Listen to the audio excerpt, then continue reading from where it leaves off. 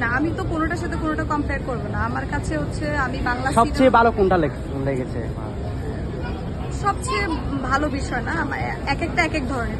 তাণ্ডবের মতো করে অসাধারণ, ইনসাফের মতো করে। কোনটা আপনার কাছে বেশি বেস্ট লেগেছে? একটা রাখেন যে কোনো।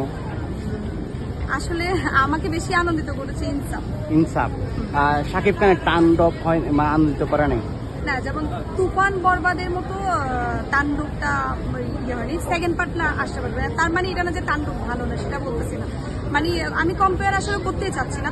তাণ্ডবের মতো তাণ্ডব সৃষ্টি করেছে, আর ইনসাফের মতোই গতিতে। আমার কাছে বেশি আনন্দ ইনসাফ লাগার কারণ হচ্ছে তাসনিয়া পারিন, এই মানে খুব অসাধারণ লাগছে। আর তাণ্ডবে তো সাকিব খানের উপরে আর কোনো কিছু হয়ই না আসলে। আচ্ছা আচ্ছা, তাহলে আপনি মেয়েকে প্রাধান্য বেশি দিচ্ছেন তাসনিয়া পারিন হিসেবে, তাই ইনসাফকে? না, প্রাধান্য দিচ্ছি বিষয় না। এই যে সবাই বলে নাটকের নায়িকা যে এভাবে ফাটিয়ে দিল যে ব্যাপারটা, এটাই আমাকে বেশি আনন্দিত করেছে।